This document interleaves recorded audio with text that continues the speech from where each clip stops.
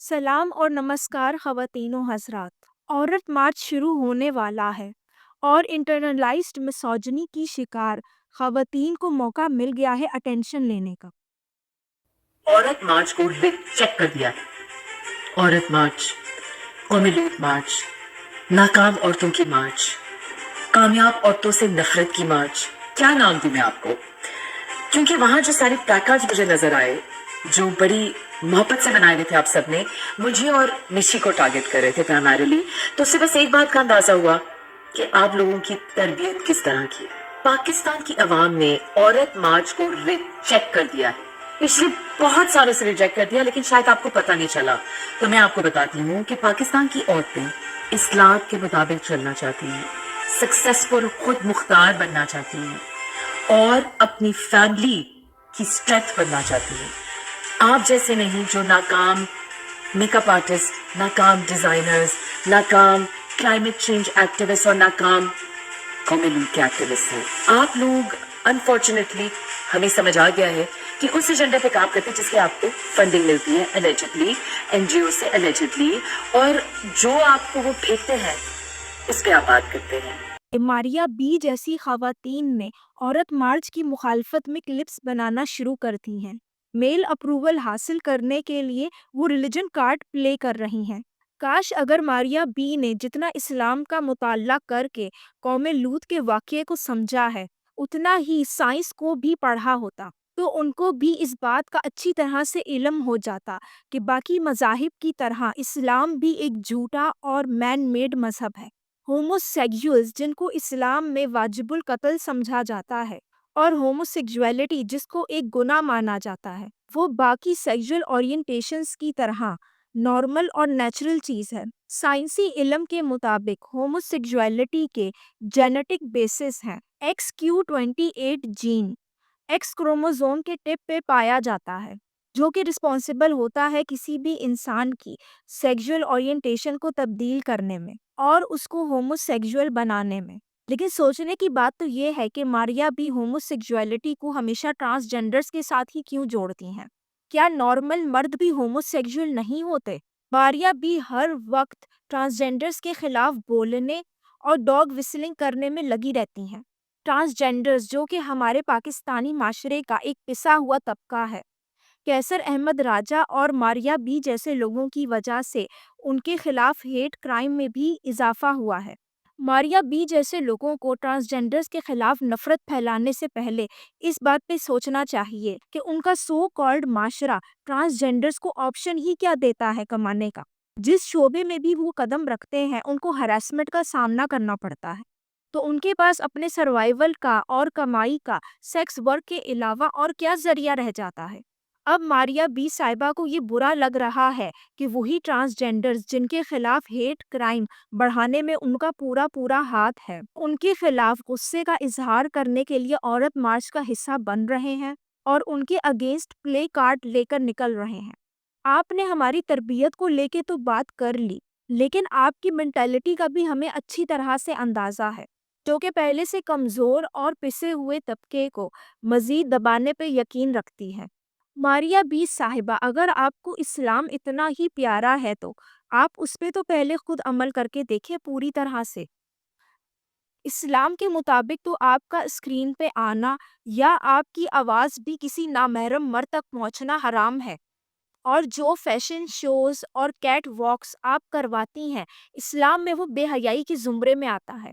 आज अगर पाकिस्तान में शरिया लॉ सही तरह से नाफिज होता, तो आपको आपके so called successful fashion business की वजह से सज़ा का सामना करना पड़ता। इस्लाम में औरत के क्या हकूक़ हैं, वो हमें अच्छी तरह से पता है। छोटी बच्चियों की वली की मर्ज़ी से शादी करवाना सुन्नत है, बीवियों पर हाथ उठाना जायज़ है, 4 शादियाँ करना और लातादाद लौंडियाँ रखना हलाल है।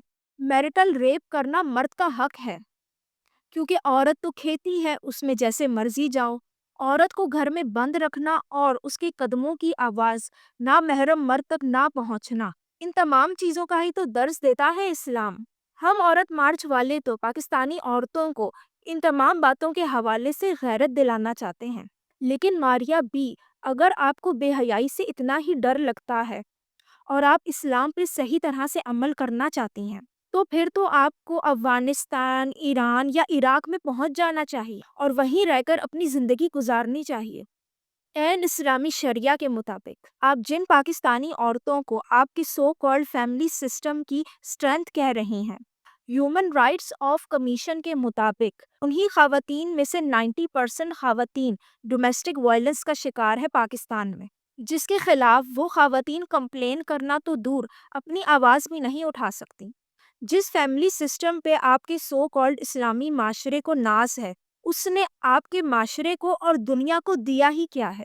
کسی ایک پروڈکٹیو انسان یا کسی ایک قابل ذکر سائنٹسٹ کا نام بتا دیں جو آپ کی سو کالڈ فیملی سسٹم میں رہ کے پروان چڑھا ہو۔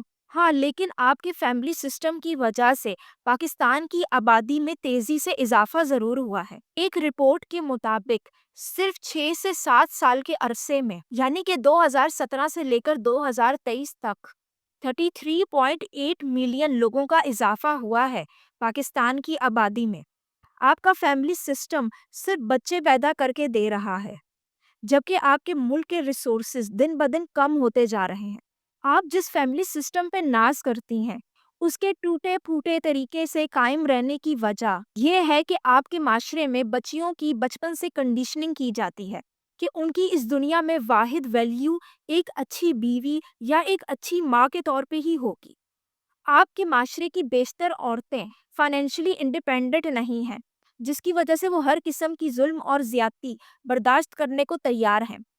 میل ڈومینیٹڈ سوسائٹی کی لان تان سے بچنے کے اور ورک پلیس پہ ہراسمنٹ اور ذلالت برداشت کرنے کے ڈر سے وہ عورتیں طلاق ہی نہیں لیتی ہیں۔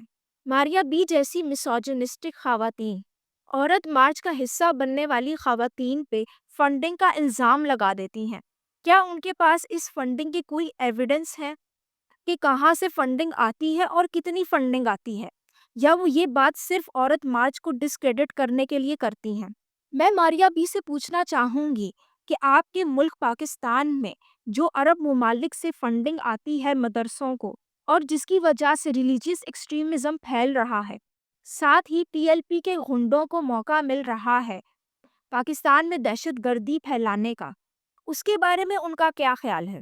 ہمیں تو ماریا بی جیسے لوگ دیسی لبرل یا لنڈے کے ویسٹرن لبرلز کہتے ہیں، لیکن جو مدرسوں کو فنڈنگ ملتی ہے ریلیجیس ایکسٹریمزم پھیلانے کے لیے، اس کو ماریا بی جیسے لوگ نظر انداز کر دیتے ہیں، کیونکہ آخر وہ بھی تو لنڈے کے عربی اور لنڈے کے مسلمان بننے پر بضد ہیں، جبکہ عربی مسلمان نہ تو پاکستانی مسلمانوں کو اون کرتے ہیں اور نہ ہی وہ ان کو اپنی طرح مسلمان سمجھتے ہیں۔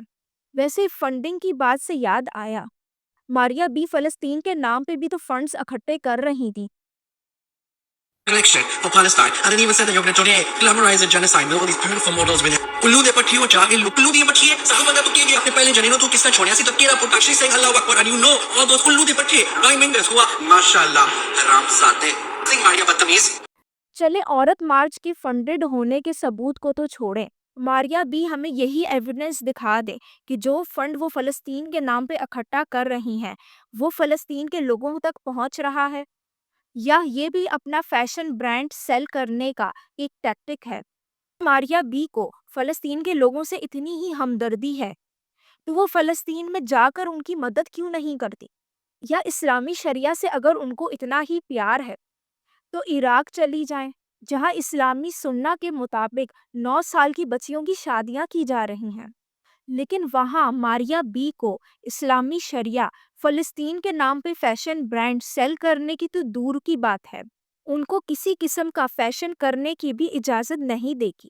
ماریا بی جو ہر وقت فیمنزم اور فیمنسٹ کے خلاف اپنا منہ کھولتی رہتی ہیں، اگر یہی ویسٹرن فیمنزم کی موومنٹ کئی سال پہلے نہ چلی ہوتی تو فیشن انڈسٹری کا حصہ بننا تو دور، تو ماریا بی جیسی خواتین کو فرنٹ پہ آنے کا، اپنے اوپینین کے اظہار کرنے کا، یہاں تک کہ ووٹنگ کا بھی رائٹ نہیں ملتا۔